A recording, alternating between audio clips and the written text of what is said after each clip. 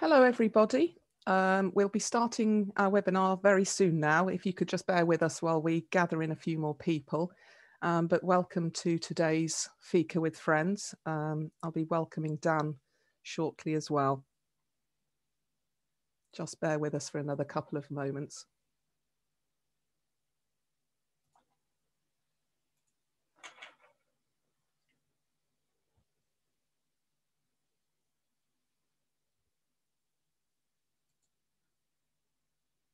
Okay, Dan, if you're ready, would you like to come back in the room?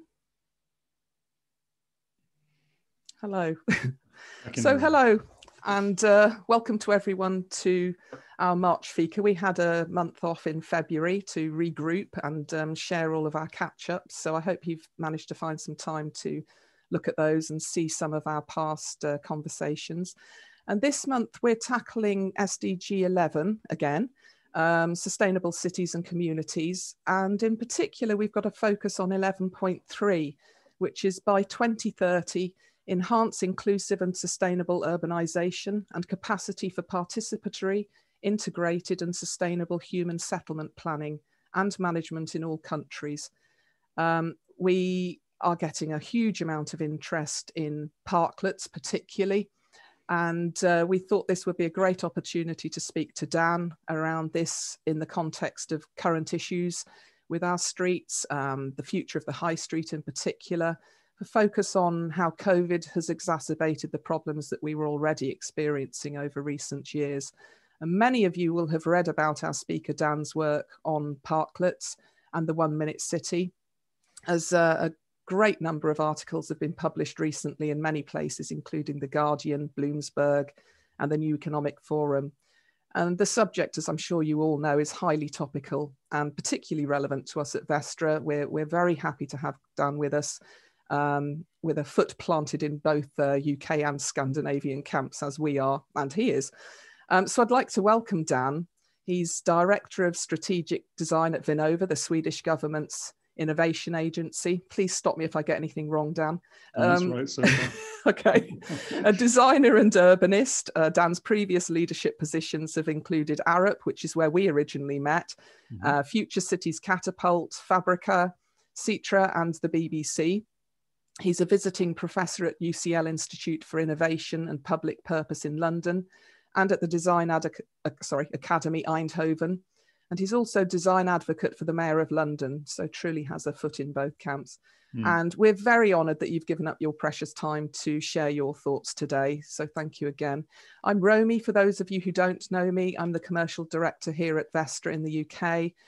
And please do ask questions in the Q&A tab. My colleagues Jack and Matt will be controlling that. And we've got an opportunity to have a conversation around all of these points after Dan's presentation.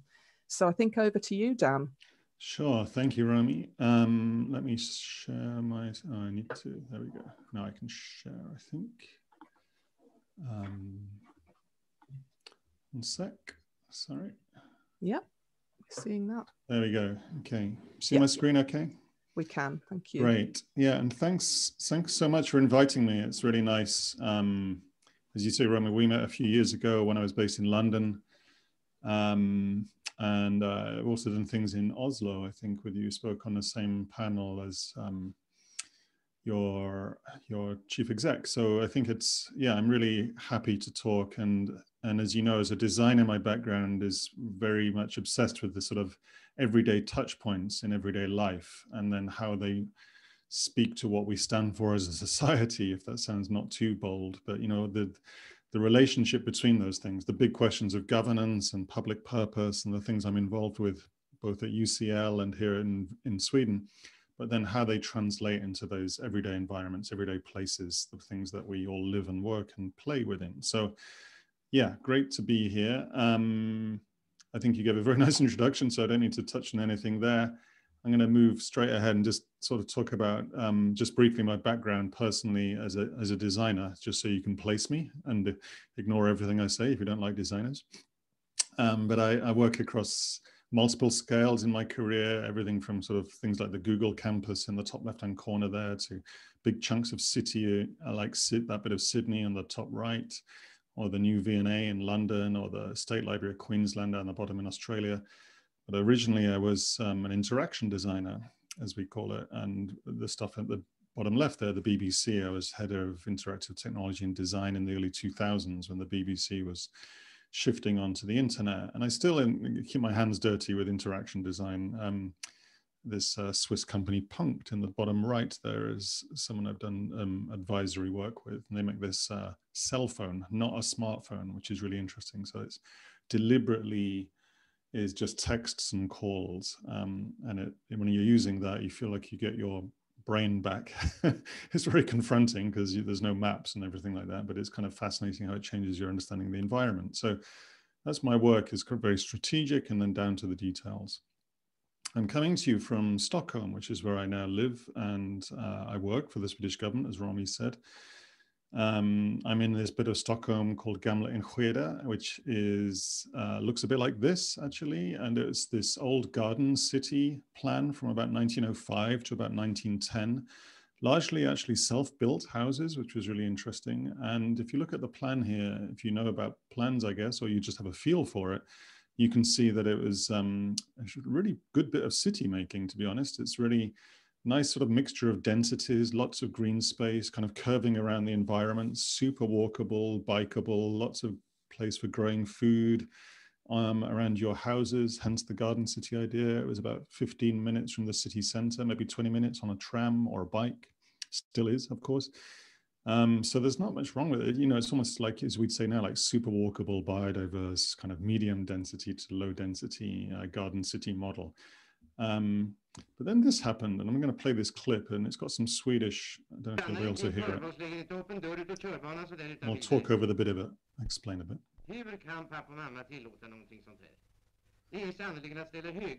This clip's from about 1935, I seem to remember, and it was a Swedish newsreel, and it's called Those Who Get in the Way.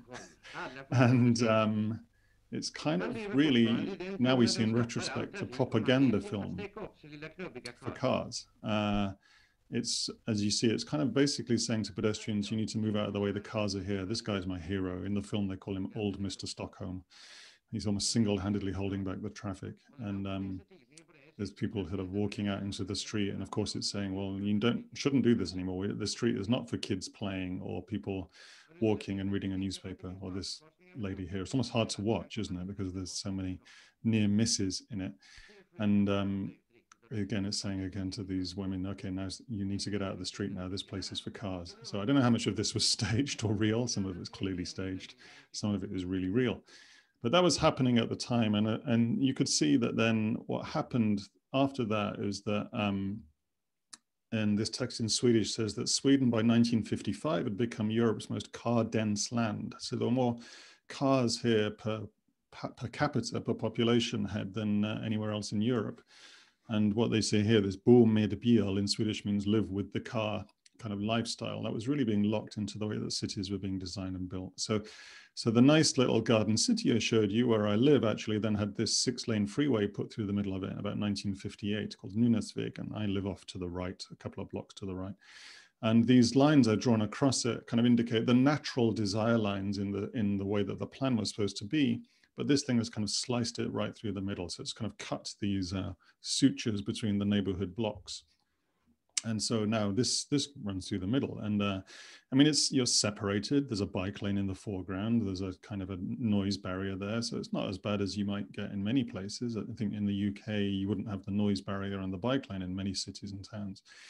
So it's sort of handled well to some extent, but it's massively problematic in lots of other ways, air quality, noise, and of course the community being broken apart and so on. So just to kind of place the, those things happen here in Sweden as well, just in case you're thinking it's this some kind of utopia. And my perspective here is, you have to look at things like the car and ask very carefully, what's the question beneath this? This is this great quote from the British architect Cedric Price from 1966, who said, technology is the answer, but what was the question? And we can think that, Cedric might have been talking about lots of things at that point, but it was pretty much almost certainly talking about the car, to be honest, one of the primary technologies that was carving cities apart. without people asking, well, hang on, what is London or Manchester, and how do we want it to move around, and how do people want to do what they're doing there? And then we can have a conversation about the technology. Instead, it was very much car first. That's progress. Again, remember the title of that Swedish film, Those Who Get in the Way. It's time for people to get out of the way and roads to be given over to the car. And that isn't really what they were about. But so it strikes me that these key issues then are not really about technology in that sense. They're not technical. They're about ownership and culture and values and economics and ethics and politics, the big questions. And then you can get to the technology. But if you lead with the tech, it's really, as we know from the 20th century, very problematic. And as we certainly know in the 21st century, very problematic now that tech is the biggest industry on the planet. So then let's come to the street. So given that that plays out on the street, as I just showed you, there's really an understanding here that the street is the basic unit of cities, which is really interesting. I mean, you get buildings everywhere and you get other bits of city kind of everywhere and all kind of settlements. But a street is a very distinctively urban thing. There's a certain amount of density and diversity that goes with that. And Janet Sadiq Khan, who is the head of traffic or transport in New York, says, what is a city if it's not its people and its streets? These two things are really inextricable. So let me show you a project I was involved with in Melbourne where I worked for Arup. Arup is a big architecture, engineering, design consultancy generally. And we were working with the city of Melbourne and the two universities in the middle, the RMIT University and the University of Melbourne. And there was this bit in between those two universities, but right next to the city centre, you can kind of just see the beginnings of the city centre in the background there. Imagine a whole bunch of skyscrapers just off to the right behind that, only about a minute or two's walk from here.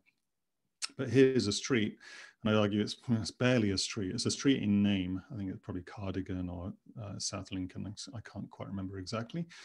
But really, it's a car park. I mean, it pretends to be a street, but it's really a car park. There's no people in there, really. As you can see, it's just cars getting hot in the sun. So we were thinking, well, how do we translate this into something more valuable? Given that it's right next to the biggest, most valuable bit of town, it seems like a real waste to have this just overflow here. So the first thing we said is, and now we'll do a speculative piece, you need to understand the street and begin to look at it. And so one thing we were doing is qualitative research and talking to people and observational stuff, but you can also use data for that. So gather data with sensors and so on. You can measure noise and footfall and air quality and all those kinds of things. You have to do that really well and really carefully. So we proposed these designs for these sensor totems as, I think actually, importantly, nice civic objects, bits of high quality street furniture, clearly led by the city, let's say. We proposed the city of Melbourne as the best people to gather the data here. They're the only ones democratically, legitimately elected to hold the data. They belong to the people, so it's the best place to put the data. You have to then foreground that, and you have to do that well with capability. And you have to have little notices on there saying what this project is about and call down on this number to find out more and so on. So this is the council being really transparent in that sense and being very engaged. But then you could see we could just actually move the parking from the left. If I move back one to the right, just by angling the parking there on the left-hand side through 45 degrees, you can free up space for a bike lane. Now, this isn't the best bike lane in the world. It's not a kind of Copenhagen or Amsterdam or Stockholm level bike lane or even a good London one. It's just some paint, but it's better than nothing. We can argue it actually gets things shifted. It gets the parking over there and opens this up space here. In the drawing, by the way, we drew this person not wearing a helmet as a deliberate kind of conversation point with the client here, because that's actually illegal in Australia. You have to wear a bike helmet, in Melbourne at least, in Victoria. But by drawing it like this, you can ask the question, how safe could we get the street so that they don't have to wear the helmet? That's an interesting question. And it starts the client or the collaborators thinking about that. Then we can try some new technology. There's an autonomous shuttle there coming on the left-hand side. These autonomous shuttles are trundling around cities like Marseille and Helsinki and Nice and, well, Darwin, all over the place, actually. This one's a French one, Easy Mile. But you need to test it, see if it works there. Will it work? Will it do something useful here? How do people feel about it? What's it like having a ride on a robot? All of those things are unknowns. You need to test them and prototype them. So then this becomes a kind of a ride share pickup point. So the street furniture is extending a bit. You can get a bike share hub in there. We're beginning to change the mobility. You can still drive up and down this street, of course, by the way. Then we're extending the greenery, the planter boxes and so on. These are all small iterative moves. Importantly, everyone is a test and you can go backwards from it if it doesn't work. You know, this is all moving forwards, but bit by bit, and enables you to take people with you, to take citizens with you, to take the people around who live and work around this place with you bit by bit. It's not the huge change, it's the incremental change. And that's incredibly important. Now, if you do this well, though, you could do it quite quickly for sure. If you do it not so well, it's going to take ages and be awkward, but still it's super important to break it down into these pieces and go step by step in this participative fashion. And ultimately, you can then think about a big move at some point. Now, you can still drive down the left-hand side there, actually, in the background. But you could begin to think about this kind of resurfacing, and then you start filling it up. And now we can have a real conversation about value. So you think about the people here are healthier because they're cycling and walking and they're interacting with each other. The air is cleaner. The stormwater is being soaked up naturally, which is reducing costs on maintenance. You've got more biodiversity, which again improves people's health, as well as being much better for carbon and air cleaning and so on. Retail business is doing better here because if people are walking and biking rather than driving, then retailers actually get more business, not less. It's not what retailers think, but it's always the case in every bit of data that's ever been done about that, and so on. So you can kind of see, you know, the rates are going up for businesses if you want them to go up, and housing likewise does better if there's trees around. Mental health is improved. I mean, there's so many different things that are now triggering. You have more local businesses starting, as well as all of the biodiversity benefits. So that's all kind of happening in there, versus this, where you'd say, what's the value? Car parking fees, maybe, which is actually kind of, I'd argue, dirty money anyway, because it's kind of covered in carbon, if I can put it like that. But you can't jump from that to that. You know, if in Australia, if I just try and take these cars away, these people will kill me. So I can't just jump there. I've got to break it into pieces. As a designer, my job is to then negotiate and facilitate it through and learn from how people react to that and put the options in front of people. Lots of ways we can do that. But this is really importantly is not then about planning. It's not saying, here's the answer, and it's going to cost you this much, and it'll be there by 2024, and it's going to take this amount of concrete. But actually, to break it into pieces, as we don't know all of these things, we need to break it down as we go. Head off in a clear direction with a clear North Star towards healthy, cleaner, more sustainable, more vibrant, and more resilient places.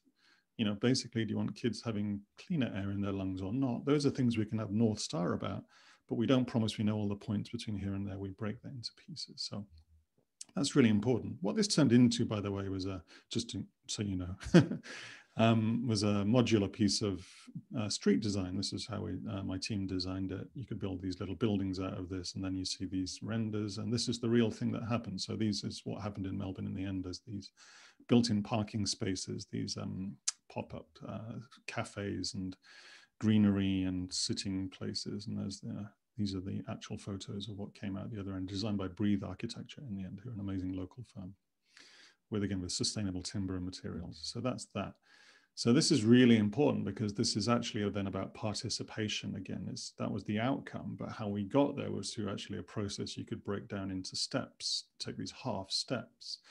So what we're working on now in Sweden is this mission around that. And I use mission particularly with Mariana Matsukato's work in mind. She's my colleague who I work with at UCL, at the Institute for Innovation and Public Purpose. And this is her new book, by the way, which I completely recommend. And we've been working with that method here in Sweden for a couple of years now. And one of the key things we've looked at is this question of moonshots is fine, but moonshots are sort of technical processes, and we need to also look at social processes here. There's this great essay, if you're interested in this kind of stuff, called The Moon and the Ghetto from 1977, which looks at actually the moon landing being an easy thing to do, technically hard, but an easy thing in other ways.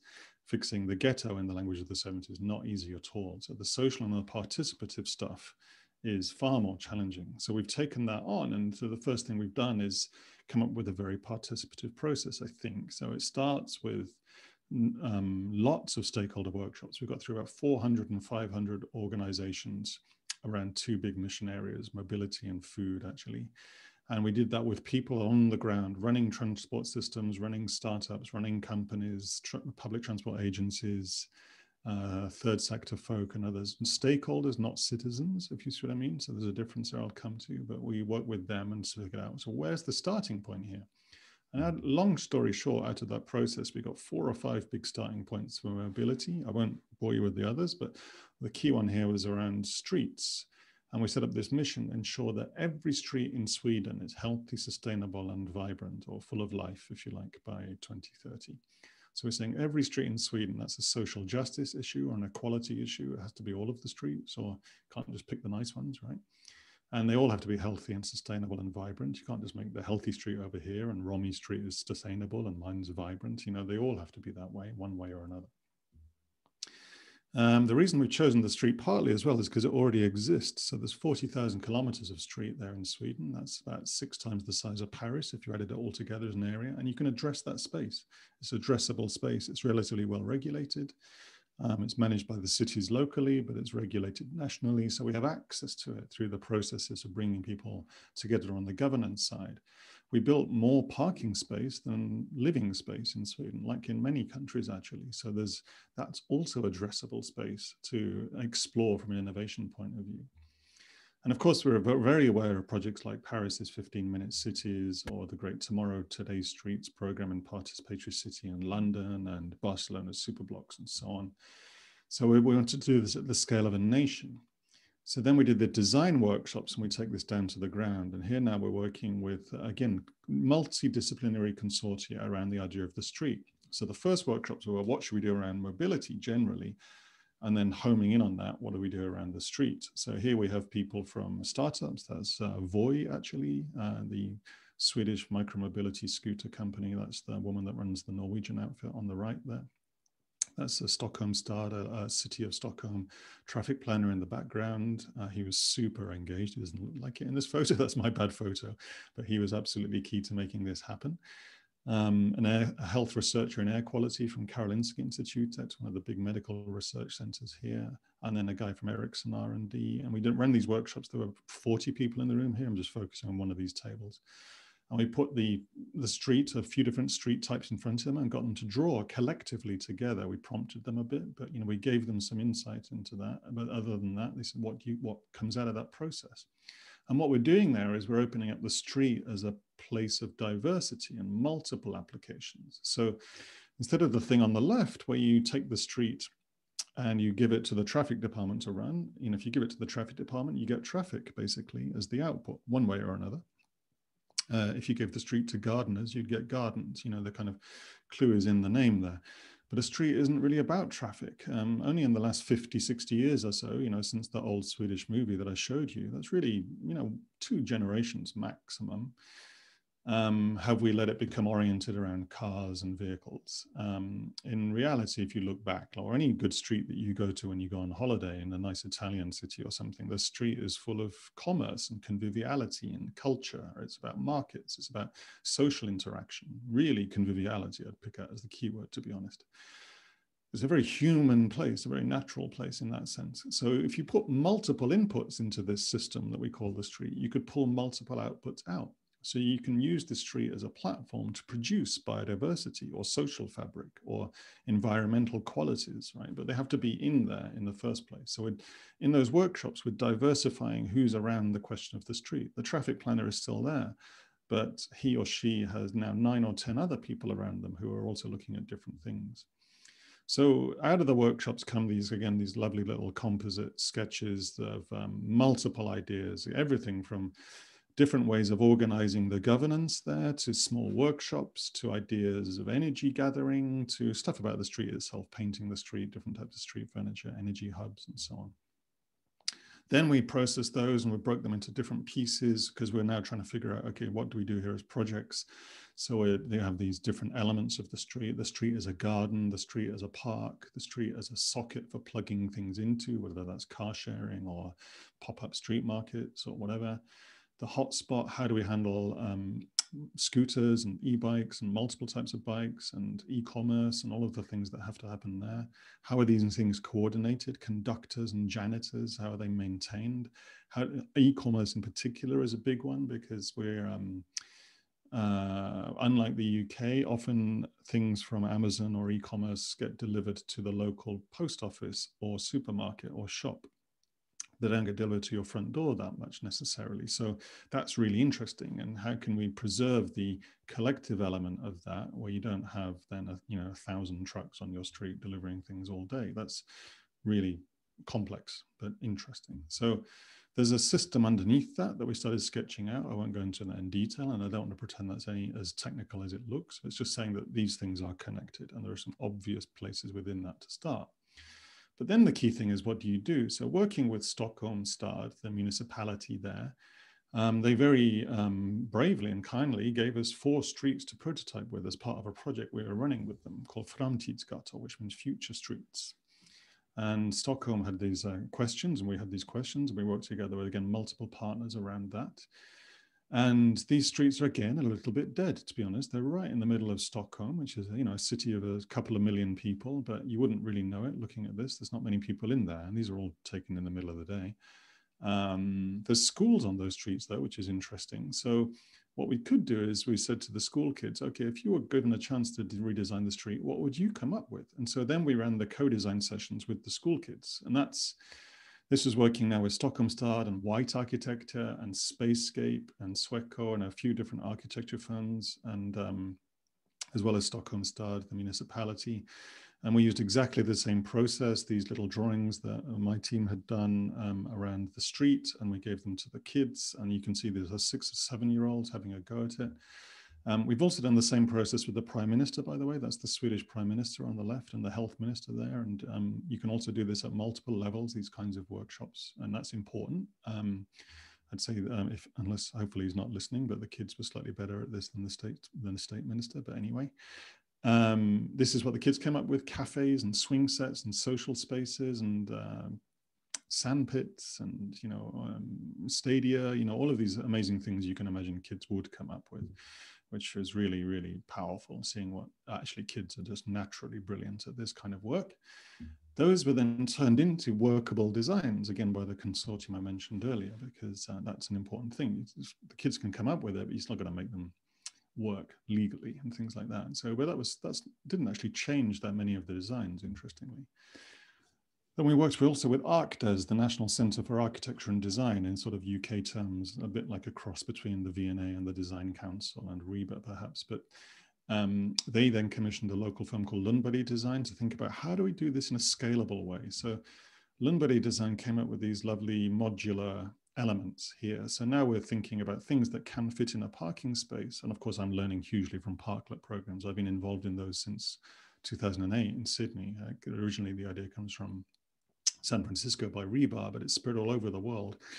But the idea here was almost using the Boardwalk principle. You could stretch these things up and down a street like this by using these simple slats of wood, and then making the applications on top quite diverse and letting this, again, the street design what they are about.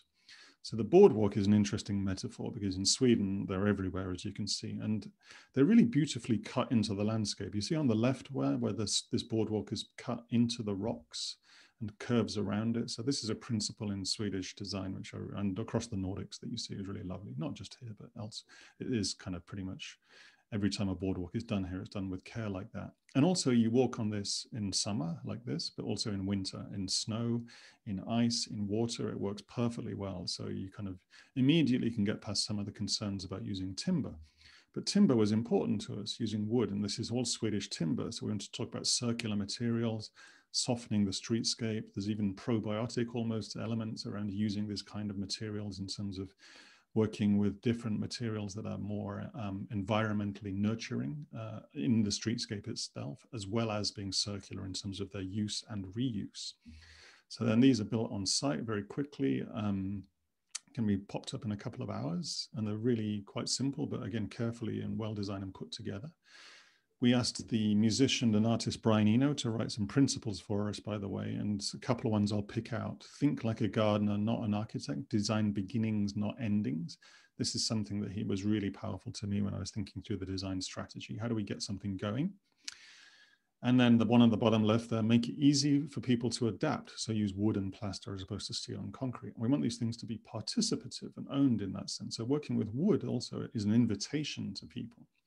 So here they then are on the street. Now, these are the prototypes. The point of doing a prototype is they're always slightly wrong, and that's on purpose, you know. And so these are the first ones out, but I have to say they're pretty good as they go. There's some of the school kids enjoying them. You see, we're solving the scooter parking problem.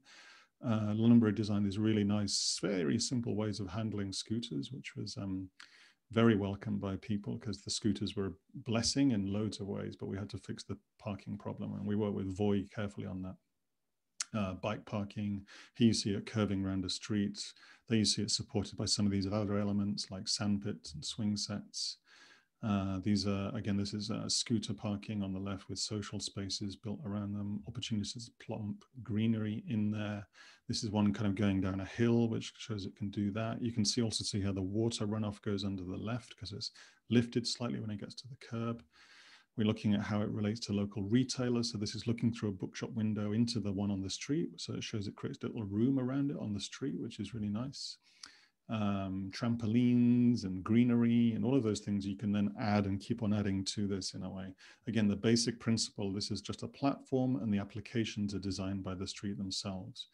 This is then spreading to multiple cities in Sweden. In Gothenburg last week, it's still really cold here in Sweden, by the way. I think it's -1 outside in Stockholm today, but Gothenburg may be a little bit warmer, but still it shows even in winter, people are perfectly happy to take advantage of these places. This is outside a coffee shop, as you can tell people are eating there. The one in Helsingborg on the right, which is a city in the south of Sweden near Malmö. That's outside a sixth form college. That's got lighting built into it and planter boxes and so on. We did some, obviously we've done loads of interviews around users here and looking at how they feel about it. And then we've made some films kind of talking it through, give you a sense of some of this stuff, what it looks like in reality, and pulling multiple people together around it. Some of the design process here, this is Lundberg and my colleague Daniel from ArcDes there in the background. So that's that.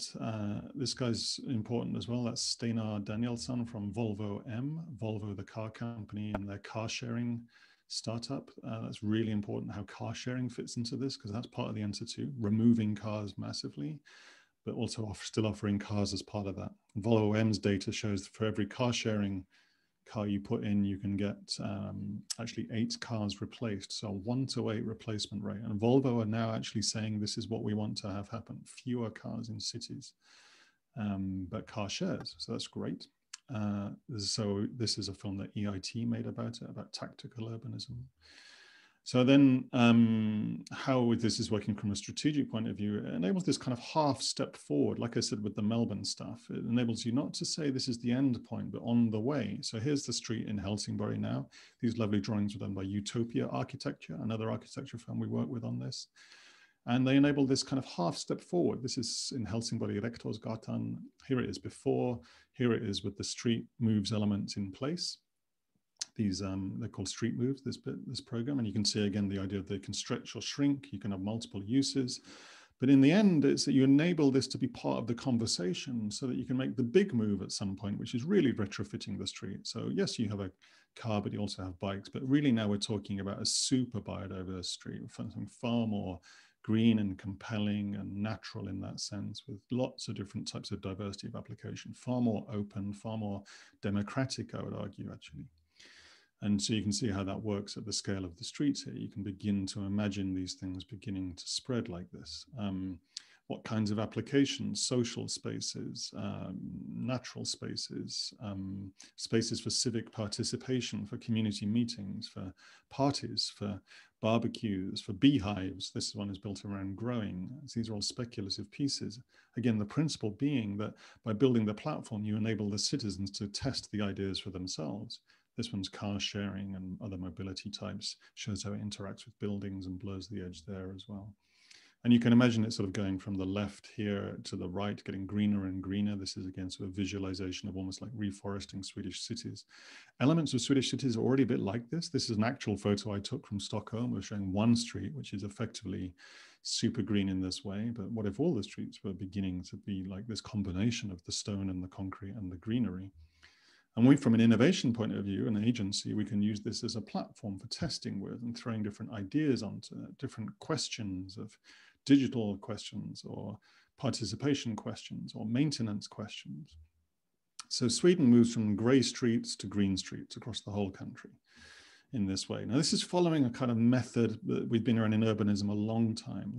These are Aldo van Eyck's playgrounds for Amsterdam built after the war. Again, these small pockets built in bomb sites with these lovely modular interventions there. Ultimately, there were 700 playgrounds built like this, dotted all over the city, as opposed to one big park, like a Hyde Park or a Regent's Park. Then you enable multiple places to emerge like this. Underneath that, you think about what this is doing. So again, remember my Melbourne starting point. What kind of value is generated? So all of these bits of white here are bits of research which demonstrate if you removed cars en masse, you would increase birdsong. If you increase birdsong, you increase mental health. You increase the ability to recuperate from sicknesses. If you increase greenery, you get an increase in birth weight. Increase in natural sounds leads to an increase in mental health. All of this research exists, but it's never really brought together into single interventions. Property does better, commerce like shopping does better, like I said, because people actually shop on foot, it turns out. Otherwise they shop online, but either way, you don't really need parking for that. Social fabric is improved, learning outcomes improve, health and well-being improves. So all of that data exists. Again, usually it sits in the silos and it's very rarely brought together in these single interventions. So this is something we're looking at. How do you convey the value of that? And then from a platform point of view, we have this kind of all these questions arranged on different layers. So what are the legal questions here? Do we need to change the parking space law? What kind of capabilities do we need? What kind of new participation cultures in the planning department? How do we finance this stuff? And those are all lined up with different partners here. So there's lots of partners because this is a mission. Again, I remember aligning multiple partners from the National Regulatory Authority for Traffic, Transport Sterilism, who control the parking space law, all the way down to the ground, and then people on the ground, designers, councils, and communities. So there's an open source model underneath this idea about the code being shared nationally, but being adopted locally, and then the learning from the local thing going back into the national code base. So this is my interest in dark matter. I wrote a little book about this, which is like, how do you make something happen in the street and then change the system that recreates the conditions to enable it to spread? I'd also say very much influenced by my colleague Kieran Long's work at ArcDes and this idea of public luxury. How do you have these public elements that change the dynamic of the street so that they offer something back to the community in a very actually luxurious way in public and offered by the public as part of the public, as part of the state effectively. And that's the way that the Nordic model is supposed to work in that sense. From a design point of view, it's not linear like this fund and forget model. As I showed you exactly with the Melbourne example, we're going that way. It's this much more engaged, predictive, ongoing process. So it's like a snowball rolling down a hill and we add to it. We're learning. Eventually we take it to the national level, but we do it city by city. It's beginning to build. It turns out that people are kind of into this. So far anyway, so we did 400 interviews with people in the streets in Stockholm, residents and users, and I don't know how good your Swedish is, but basically 70 to 74% positive about the changes, positive or very positive, which is kind of amazing given we were taking parking space away again. But it shows that if you do something, I think with a bit of design quality and participation involved, and we only really scratched the surface here, I can tell you, on the participation side, then people actually will get behind it. That's the positive message here. And it's been picked up globally. I think what's really interesting is that they've seen, people have begun to understand you could do this at scale if you think about it in this way, scaling something that's super local and scalable at the same time. There's lots of precedents, by the way. Obviously, as I said, parklets is one. This work by Michael Sorkin, I'll just reference, Sidewalks of New York, is amazing. Definition of work of how to do this from 2012. So just briefly, I'll close by saying some of the issues within this. Using the street is a very powerful place to do this, as we've seen in the last year, and we know from history. The street is where the city comes together and where these questions of public life and democracy play out. That's why it's so fundamentally challenging to do this work. It's why it's so hard as well, because it's something that is a place for protest and politics and culture and conviviality and all of those things, as well as parking.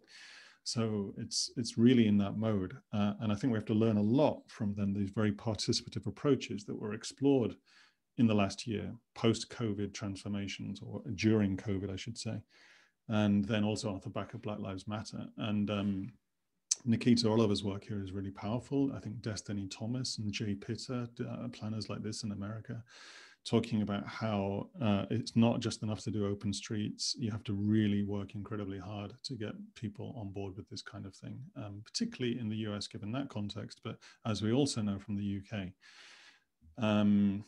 And it was also the same in Sweden, I would say here. Otherwise, we end up kind of building a very divisive street where you have a parklet like this with some white people branching in it, but then a Black Lives Matter march going past in the background. And that isn't, it can't be that divisive approach to politics playing out in the street. We have to find a way of bringing people together around that and having that contestation. It could be about biodiversity. This is amazing stuff that was happening in the early COVID era when kids started drawing with chalk on the street about biodiversity. Turned out that was illegal in the UK to do that. I mean, who knew? But this lovely work in Schoenberg is, again, another precedent from me from 2012, where people are planting, given the chance, people plant and tend their own gardens here absolutely happily. And that was by the city running out of money and not planting. So that was one way of doing it. I'd argue we should do it on purpose rather than just run out of money, but still. But this is citizens stepping forward and planting it themselves. The incredible work of Ron Finley in Los Angeles, using parking lots for farmland, Linda Tegg's work with meadows in Stockholm and so on. And then look at any good Japanese city and you'll just see people given half the chance will regreen even these square meters like this. Now, the way that happens in Tokyo, and this is my closing thought, is because on-street parking is not allowed in Japan. It's been not there since 1965, so it's just not possible. So the street is inevitably a shared space. And so Tokyo streets feel like this, the back streets, at least the side streets, off the main drag. And they're full of life and full of conviviality in a beautiful way. They're quiet and safe and they work really well, but they're also full of possibility. So logistics can be like this, super high tech and low tech at the same time. There's pockets of greenery everywhere. There's pockets of conviviality everywhere. And that's a way of saying that there is a culture here of the street working as soon as you remove the car as the dominant object and then find a way to slip it in the background somehow. So they'll close with this. This is an image of some of the street stuff being taken over by a family in the background there, or a group of people who took it over for a picnic, and in a very proper Swedish Nordic way, put a tablecloth down and everything, which I did not anticipate at all, but it's just lovely to see how people immediately started adopting this stuff and using it to their own needs. So I'll close here just by talking about complex systems, quote here from Ilya Prigogine, just saying that these small islands of coherence have the potential to change the whole system. I will leave it at that. Thank you, Rami. Perfect, thanks, Dan. That was amazing. We've had a lot of great comments in the chat about the content, so thank you, and a lot of helpful comments from various people as well, pointing each other to different information sources, so that's good to see. I think we'll have to leap straight into your questions, or we're not going to get through them. So I think we should probably do that.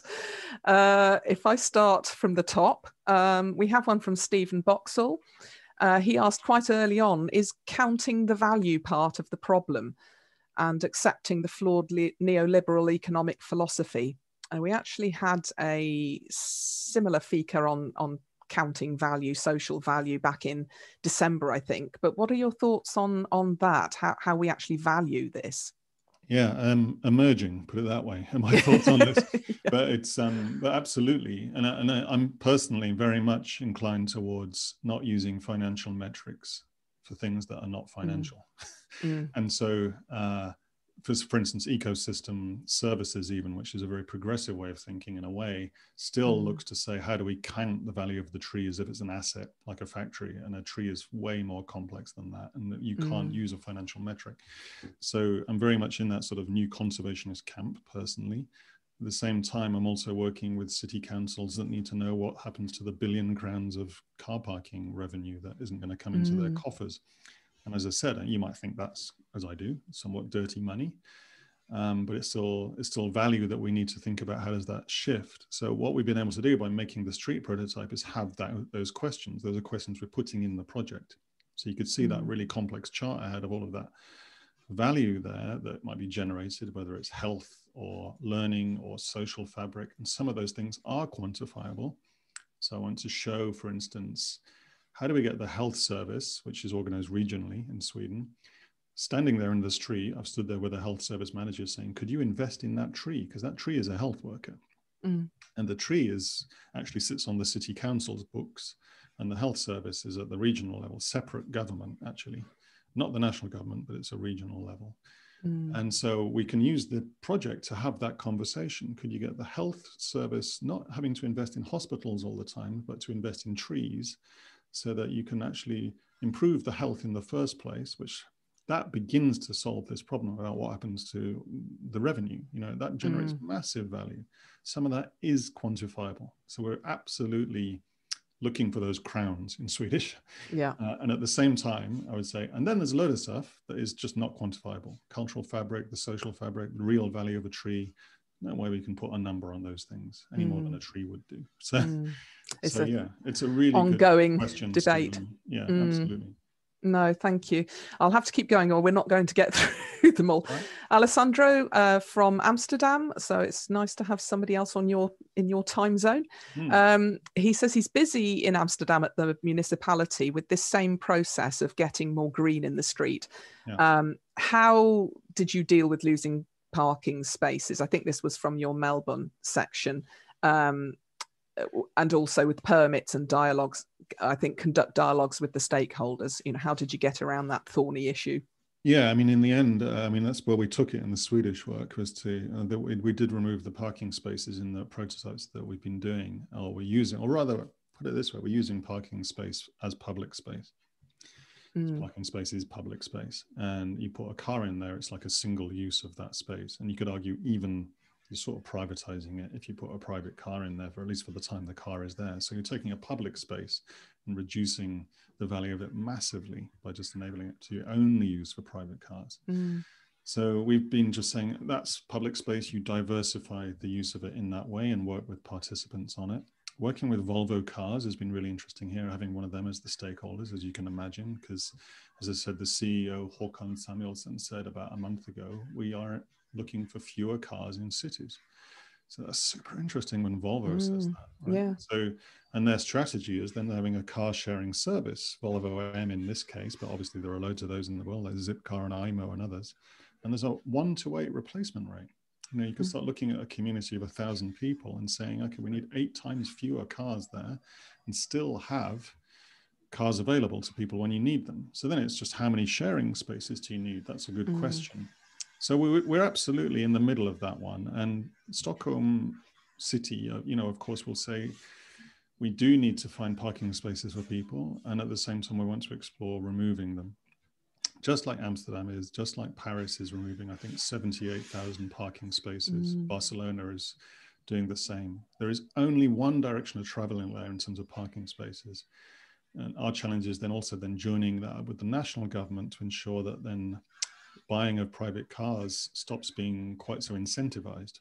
Because if we still have people buying cars in huge numbers, as they are, then you create a parking space problem, which makes that really difficult to deal with. But I'd say, you know, again, the movement is only in one direction here. It's not 1935, like the clip I showed you, where we started now then filling the city up. It's actually going the other way. And it's bit by bit, street by street, participation at the core of it.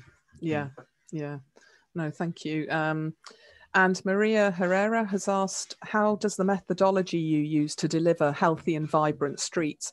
What does the methodology you used look like? Is it matrix based on numeric values and observational studies? I think you went into that in some depth, but maybe there's something exactly. more. And it's, so there is observational, there's qualitative research going on there, and the quant stuff. So, you know, I didn't show you this number, but we had 400% increase in people in the street in the Stockholm examples. So 4 times as many people were using those streets once we removed the car parking, and more diverse people as well, as in young people, old people. It wasn't a sort of monoculture of a crowd using it. So we are looking at those numbers in terms of footfall increase, and then how people feel about it. Those kinds of things are going on there as well. So all of those help make the case for it.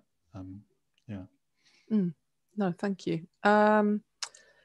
I think we have a couple of questions actually from Alessandro again and Liz on unsealing of hard surfaces and where does that feature in this approach? I think one of them particularly thinking of cities in the Netherlands aiming to maximise the area which is permeable to water. So exactly. Have you got thoughts on unsealing? Well, one of the many slides I just showed you was the one in the middle there, looking at the kind of architectural visualizations of the street and showing that these parklets are just a half step. They're just a step towards a real retrofit of the street. And the real retrofit is when you want to be digging up the street quite a lot. Because if you want real trees there, for instance, then you put down real roots, and that means digging up the tarmac and getting into that stuff. Now, what I'm saying is you can't jump to that point. You can't just jump to that super green future. The parklet gives you a way, taking a half step towards it, that you can start testing and taking the participants with you on that journey. And you're already beginning to soften it a bit by using wood and lots of greenery, as you could see. But yes, they're not real root systems yet, but they're immediately changing the traffic flow. They're asking different questions of the street. You get people interested in tending the street, maybe sharing the maintenance with the council because it's tomato plants. You know, that's kind of interesting. You can get into all of those kinds of things without yet having to commit fully. And then you learn exactly where to put things as well, where the water flow might go, where the shadow is and where it needs to be and things like that. And then you can dig up the street. So I absolutely, as you probably saw with my idea of reforesting Swedish cities, you know, heading in that direction with this kind of thinking. But this, the parklet is an interesting intervention because it enables you to, again, take the half step towards that and start breaking it down to a series of steps. That's why I showed you the Melbourne stuff up front. That is very much the sort of semi-permanent, long-term, temporary approach, isn't it? I think of them that needs to be borne in mind. Yeah, exactly. A couple of questions from what you've just said then, which is good timing. Alessandro asks, how durable and easy to maintain is the wood? And also Sam Parry asking, if you were to fill streets with parks and gardens, who would maintain them? Yeah, so the first one is it's glulam wood, for those of you that are interested, which is laminated. So it's pretty dense, actually. It's quite a solid thing. It's made in, as you saw the picture I showed, it's machined timber. So it's timber going in and then it's machined into a certain density and consistency. And so it's actually fairly fireproof. It's certainly very durable in that sense. It's not cross-laminate timber, which is even more. You could go that way. But glulam is kind of a nice middle ground because it's light and durable. But remember, bear in mind that we're not wanting these things to stay around forever. So it's deliberately temporary. So it's strong enough to be, and we're testing it now, and we're testing it in the north of Sweden as well with cities like Umeå next, who are up near the Arctic Circle. So some proper tests of the durability will be occurring there. And we'll see, but it's holding up very, very well, I would say, incredibly well. Very, very strong, whilst remaining these qualities of being adaptable and repurposable and recyclable. And it's a big principle for me is you don't design it to stick around forever because the street changes and it's a mistake to bake things into concrete and steel as we did. Yeah. Then you're stuck with it and you're not able to then shift it through. So on the maintenance side, we're seeing actually, we want to test with Umeå and other cities. Does it reduce maintenance costs for the city council? We think it will because you're, as with the Melbourne stuff I showed you, you're reducing stormwater runoff. You're reducing the amount of water that goes into sewers if you're making the street more permeable.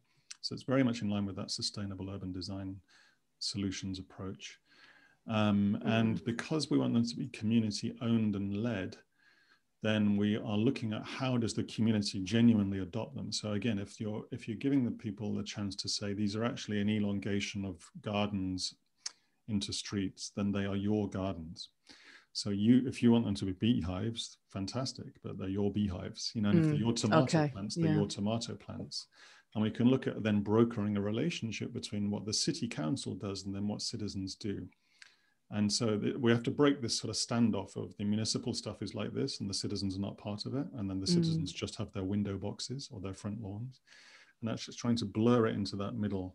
And that's something we want to test. How ready are people to do that? Are they interested in doing that? We know a lot of them are, hence me showing those Berlin slides, for instance, where people are absolutely doing this. But that also means a different approach from the city council, being a slightly more stepping back so citizens can come forward, and then doing the heavy lifting that you can't expect citizens to do.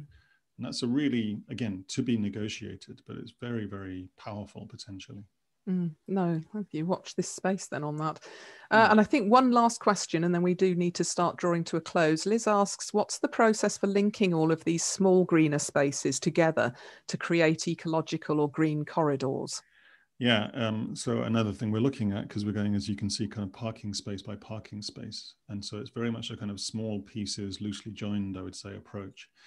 Something we want to work with is, what would that mean if it was stacked up and added up? And lots of interesting angles there. Just very briefly, I'll talk to one of them. Is there's this great project here called Bee Urban, which is about urban beekeeping. And the person I talked with there, she was pointing out that bees in Sweden, anyway, quite like to fly in straight lines because they found that the most biodiverse bits over centuries are where the forest meets the farmer's field. There's a line there which is really good for pollination. And so in a funny way, the bees are kind of flying in streets already. And so one of our thinking points, we'd love to do this with Bee Urban as a potential project, we'll see, is looking at, so what if you did redesign streets around avenues of trees and bees and basically a nature-based approach? How would that lay onto the grid of existing streets that we have in Swedish cities? What's the relationship between that very natural approach and then the existing street life? So yeah, this is really in the end about heading into that sense of a super biodiverse city. As you can tell, we're going piece by piece, but we'll need to get planners and architects and landscape designers and beekeepers and citizens up to speed with that idea through the project itself, until ultimately it adds up to something that's far more green and biodiverse. That's where we're heading with it. No, that's fantastic. And participation's clearly key to that, which completely. I hope, everybody will see the principles behind what we've just heard from you are really aligned with this SDG. So thank you. I need to just close shortly. But I think that's been brilliant, Dan. Thank you. And the aim of these sessions, is to make the Sustainable Development Goals more tangible and illustrate real ways that most of us here watching today can contribute and make positive changes in their own working lives. That's very much our intent. Just a quick reminder, if you'd like to hear more and make sure you don't miss any of our topics, do sign up for our newsletter. This is what the page on our website looks like. We cover many of these subjects in our newsletter, and we'll always be able to keep in touch with you if you're on our list. So make sure you're not missing out. Also, social media, Instagram particularly, is probably worth following, and that will update you on our various events. We have our Vestra Venue launch event next Wednesday, which you will no doubt have seen around and on our website again, but do get in touch if you'd like more information on that. And just a quick summary of where we're coming to with the next sessions. Next month, we will be speaking to the people behind our accolade-winning prize at the Landscape Institute's recent Transforming the Urban Landscape competition, Simon and Beatrice from PWP Design. And that's a fascinating insight into an area of deprivation that they transformed into something really quite amazing. So that's one to keep an eye out for. In May, we'll be talking about building better with a bit of a contractor focus. And in June, we're hoping to cover the changes in working practice, moving from inside to outside. So we'll be sending out more information on all of these shortly. Don't forget, these are all counting towards your CPD commitment, if relevant, and some of them very much towards the Landscape Institute's requirement for 5 hours minimum on the climate emergency each year. Don't forget our incredible competition and prize, which hopefully you are all aware of. And as a reminder, we're offering a trip to Norway and our new factory, the Plus, next year, so you can see our production firsthand and understand how we incorporate these SDGs into everything that we do. And please do get in touch if you have any thoughts on today's discussions that you'd like to explore further. We can put you in touch with Dan. I'm sure you'd be okay with that, Dan? Yeah, thank you. Absolutely. And any ideas, good, and any ideas on steering the direction of upcoming Fikas, So also we have a few CPDs that we can deliver to you if you want to dive in depth into any of those areas. But thank you again to everyone for giving up your time, particularly you, Dan. It's great to have our first international speaker and a couple of international listeners. So thank you. And I hope we get to see you soon when we can start moving around again. Yeah, semi-international speaker, I guess. So I have 1 foot in London. But no, thank you. And thanks for the great questions from the in the chat. I'm just sort of catching up with them all as well. So yes, do feel free to get in touch with me. You'll find me on the internet, I guess, as they say, and happy to talk more about any aspect of the projects. That's brilliant. Thank you. And we'll have the catch up on our YouTube and Vimeo platforms shortly. So please do share that with any colleagues that couldn't make it today. We know a lot of people sign up and then can't necessarily join us. So, that's all available. And thank you to my colleagues, Matt and Jack in the background, who are concealed but helping with everything to keep this functioning today. And have a good weekend. You've put me to shame, Dan. My Norwegian is not great, and I've been working over there, I think, a lot longer than you have, but go Helg. So have a great weekend, everybody, and hope to see you soon. Thanks very much. Bye.